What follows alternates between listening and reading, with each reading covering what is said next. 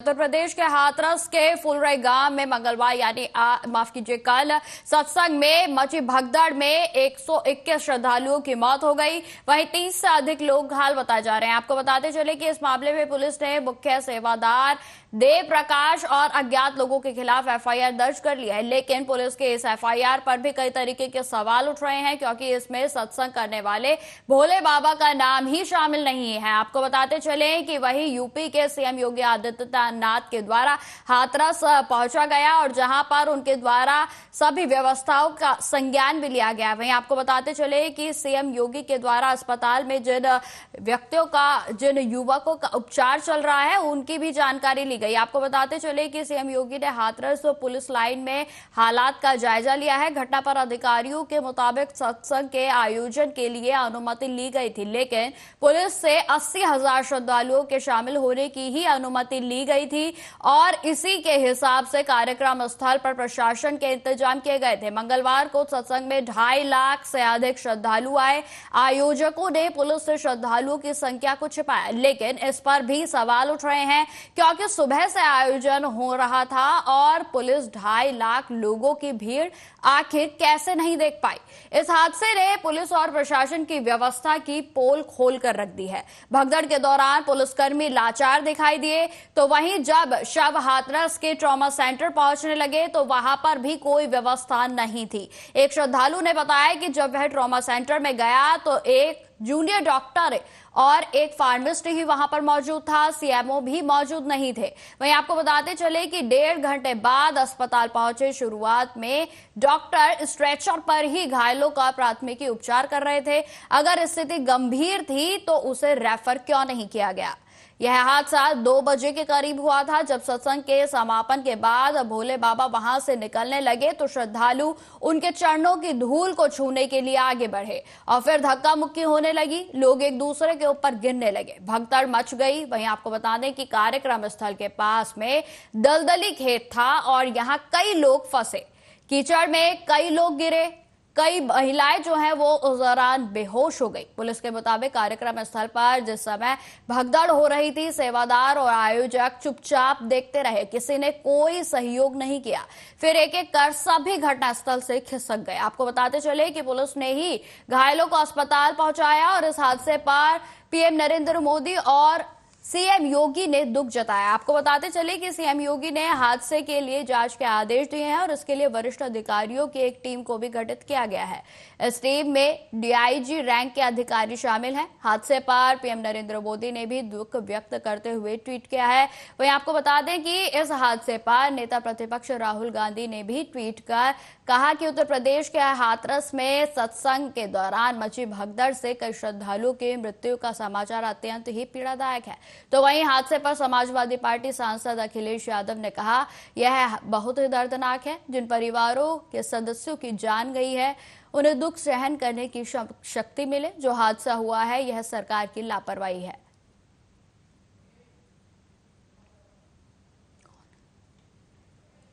इसी खबर पर अधिक जानकारी के साथ संवाददाता रमेश हमारे साथ जुड़ गए हैं। तो रमेश, फिलहाल इस पूरे मामले पर क्या कुछ ताजा अपडेट है?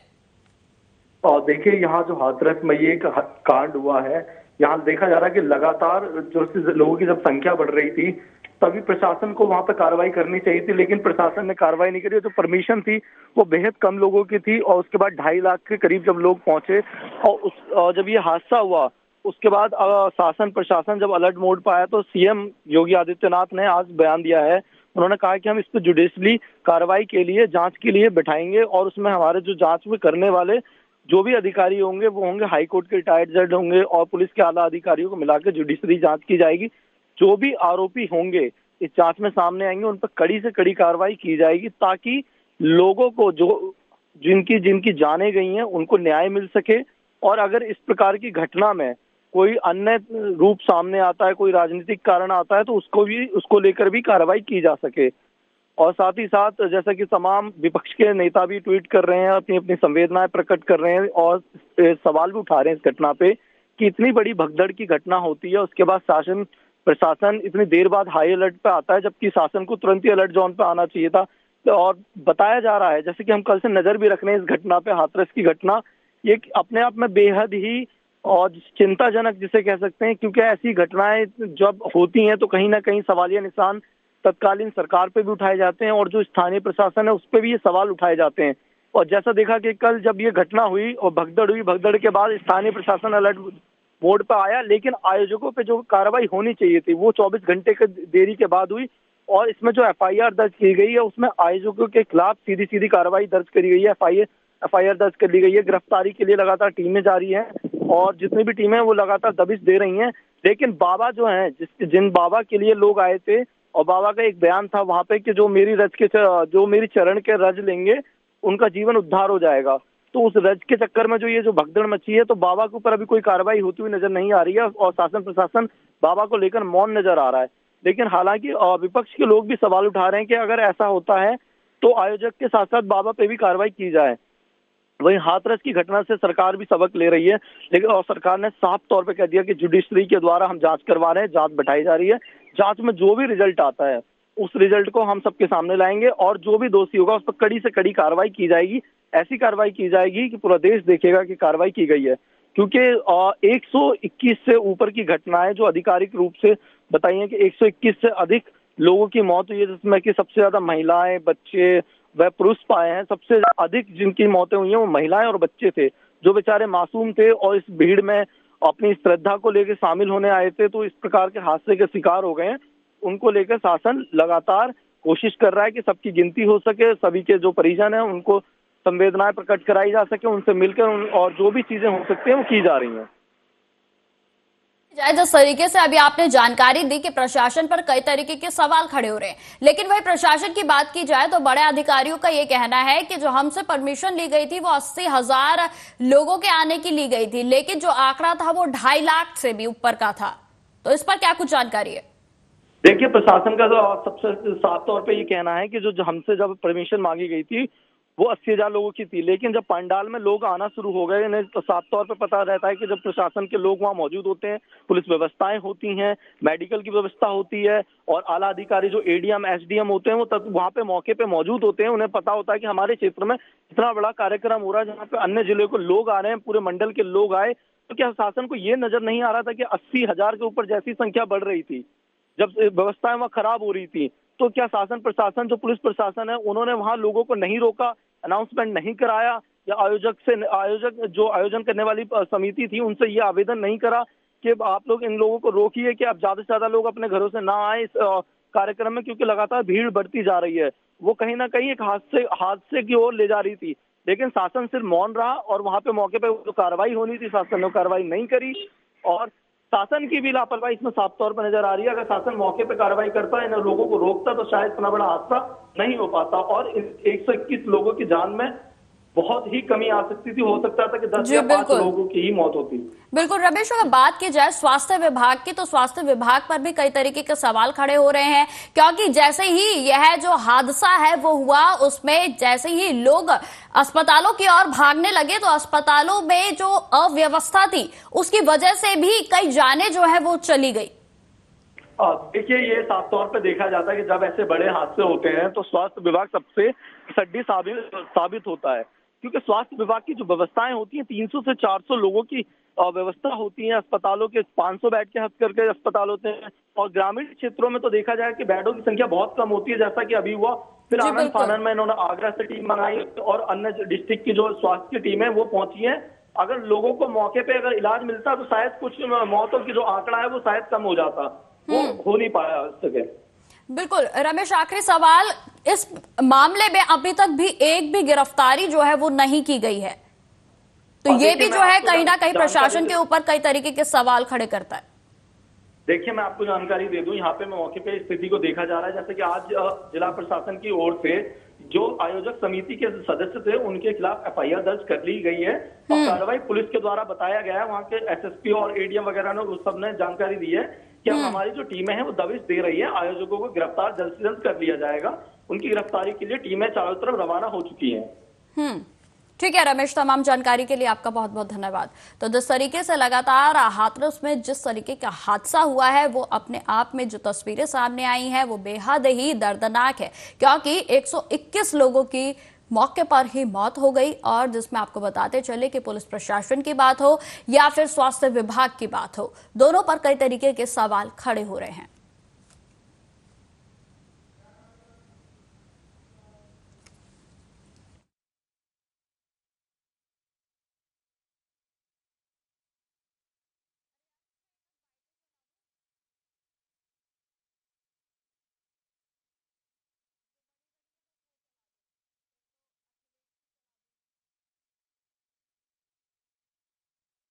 बातें कहीं जाएं, हमें दुख है, हमारी पार्टी को दुख है, और जिनके परिवार के सदस्यों की जान गई है, मैं उनके प्रति भी और उनको इस दुख के सहने की शक्ति मिले। जो हादसा हुआ है पूरी सरकार की लापरवाही है, प्रशासन की लापरवाही है, और ऐसा नहीं है कि उत्तर प्रदेश की सरकार और प्रशासन के लोग न जानते हों ये बातें कि जब कभी भी इस तरह के कार्यक्रम होते हैं बड़ी संख्या में लोग आकर के शामिल होते हैं। जो जानकारी सरकार के पास थी उसके बावजूद भी सरकार को जो इंतजाम करना चाहिए था वो इंतजाम नहीं किया है। इस लापरवाही की वजह से जो जानें गई हैं उसकी जिम्मेदार सरकार है। बहुत से लोगों की जान बच सकती थी, न समय पर गाड़ियों का इंतजाम करा पाए, एम्बुलेंस का इंतजाम करा पाए, और कोई अगर अस्पताल पहुंच भी गया, इलाज के लिए गया भी है, तो उसको भी वो पर्याप्त इलाज नहीं मिल पाया जो इलाज मिलना चाहिए था। न ऑक्सीजन मिली, न दवाई मिली, न एम्बुलेंस मिली, और न कोई इंतजाम किया। इसके ये बहुत दुखद घटना है और बहुत ही दुखद है। लोगों ने ऐसे समय में असमय ही अपने परिवार के लोगों को खोया है। मैं भगवान से प्रार्थना करता हूं कि जो है उन सभी को जिन्होंने अपने पारिवारिक जन खोए हैं, भगवान ऐसे समय में शक्ति प्रदान करे, और जो हताहत हुए हैं उनको भगवान अपने श्री चरणों में स्थान दे। ये बहुत दुखद।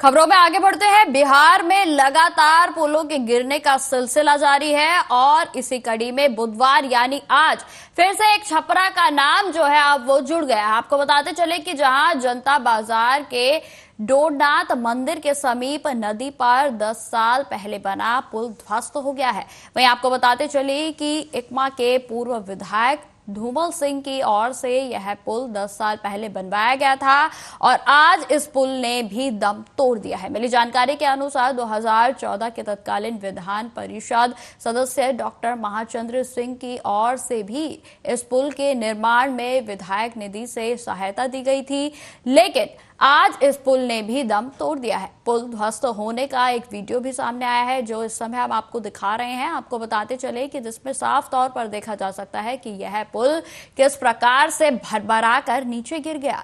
हाल ही के दिनों में बिहार में कई पुल गिरने की घटनाएं सामने आई हैं, और जिसे लेकर पूरे देश में बिहार की किरकिरी हो रही है।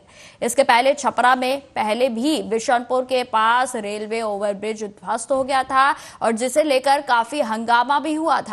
अभी भी वो पुल क्षतिग्रस्त हालत में है और जिसकी मरम्मत चल रही है। आपको बताते चले कि इस नई घटना के बाद पुल की गुणवत्ता पर भी कई तरीके के सवाल खड़े हो रहे हैं। लोगों का कहना है कि अंग्रेजों के जमाने के बने कई पुल अभी भी सही सलामत खड़े हैं, लेकिन नए पुल लगातार गिर रहे हैं।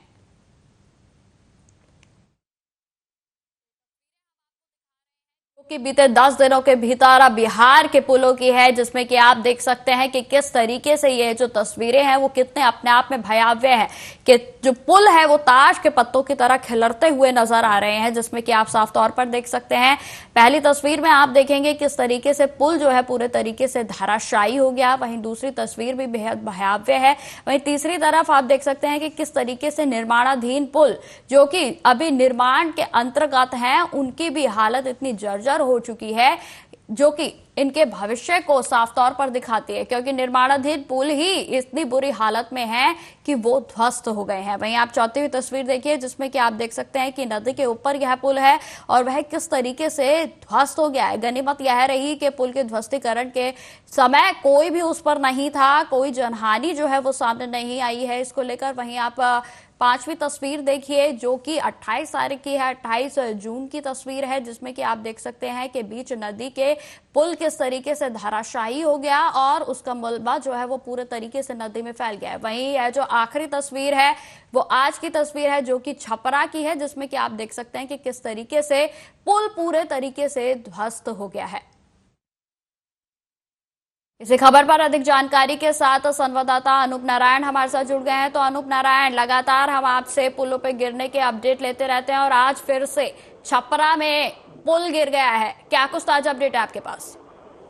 देखिए, जो अभी जानकारी हमारे पास आई है, आज बिहार में 3 पुल गिरे हैं, जिसमें एक पुल जो है मुजफ्फरपुर में, वो उसका पुष्टि हुआ है कि वो पुल चक्री का, बांस का पुल लोगों ने बनाया था, क्योंकि वहां पर पुल नहीं है और उस पुल की लागत 10 लाख रुपए बताई जाती है, जो लोगों ने आपस में चंदा किया था। लेकिन जो छपरा की तस्वीर है वो एकमा विधानसभा है, जनता बाजार है और प्रहलादपुर अनुमंडल का पुल है। 10 साल पहले विधायक फंड से ये पुल बना था। उस समय वहां से जदयू के दबंग विधायक धूमल सिंह वहां से विधायक थे और उन्हीं के फंड से ये पुल बना था।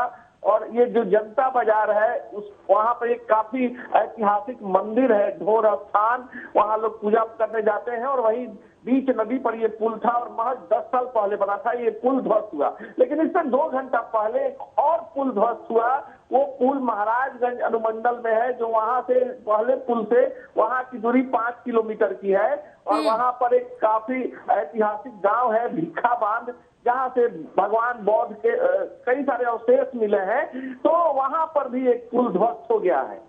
बिल्कुल अनूप नारायण जी, जिस तरीके से पहली बार पुल का सिलसिला जो है गिरने का शुरू हुआ था बिहार में, हमने तभी आपसे अपडेट ली थी और आपने तभी इस बात का आकलन कर दिया था कि आगे आने वाले दिनों में कई पुलों के गिरने की खबर जो है वो सामने आएगी और कहीं ना कहीं आपकी बातें जो है वो सच हो रही हैं और जिस तरीके से ये तस्वीर सामने आई है बेहद ही भयावह है। तो क्या अभी भी बिहार में ऐसे कई पुल हैं जो आगे गिर सकते हैं? देखिए, बिहार में हम बार बार इस चीज की तरफ ध्यान आकृष्ट कर रहे हैं, दर्शकों का भी और उन अधिकारियों के भी, कि बिहार में देखिए पुल गिरता नहीं है, पुल गिराया जाता है। एक करप्शन का बड़ा सिस्टम है जो जानबूझकर पुलों के रखरखाव की बेहतर व्यवस्था नहीं करता है।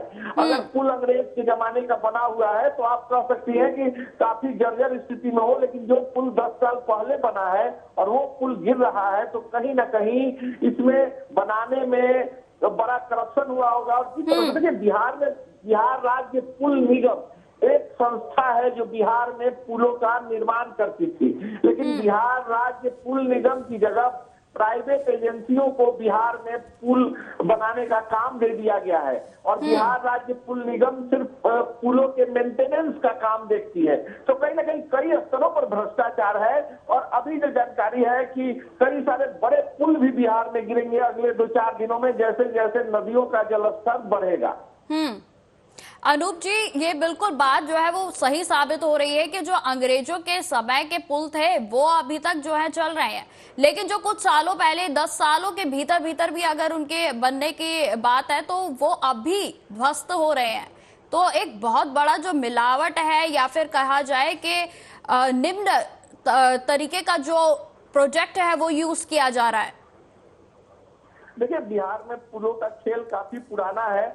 बिहार का सबसे बड़ा पुल महात्मा गांधी सेतु पुल 1982 में बन के तैयार हुआ और इस पुल पर जो लागत आई थी 12 करोड़ की लागत आई थी, लेकिन 10 साल में ही यह पुल जो था महात्मा गांधी सेतु पुल 94-95 आते आते जर्जर होने लगा और 97 आते आते पुल की स्थिति यह हो गई कि जितना पुल बनाने में खर्च हुआ था उससे 5 गुना राशि उसके मेंटेनेंस पे खर्च हो गई। फिर उसके सुपर स्ट्रक्चर को तोड़ा गया, फिर वहां पे बगल से आपको नया सुपर स्ट्रक्चर लगाया गया स्टील का, जो अभी भारतीय सेना जिसका इस्तेमाल करती है और इस तकनीक में पुल के पाए मजबूत मजबूत होते हैं तो ऊपर के पार्ट को जब चाहे उसको हटाया जा सकता है। बिहार का सबसे बड़ा पुल था, किसी जमाने में एशिया का सबसे बड़ा सड़क पुल हुआ करता था, महात्मा गांधी सेतु। बिहार में कई सारे नए बड़े पुल बन रहे हैं। कोसी नदी पे पुल बन रहा है, बेगूसराय में गंगा नदी पे पुल बन रहा है, पटना में भी महात्मा गांधी सेतु के समानांतर दो बड़े पुल बन रहे हैं। और देखिए, पुल बनाने का जो टेंडर है ये देश से बड़ी कंपनियों को दिया जाता है। वही कंपनियां जब बिहार के बाहर कोई पुल बनाती है तो पुल नहीं गिरता है, लेकिन बिहार में ही पुल क्यों गिरता है, ये तो बड़ा जांच का विषय है। बिल्कुल अनूप जी, तमाम जानकारी के लिए आपका बहुत बहुत धन्यवाद।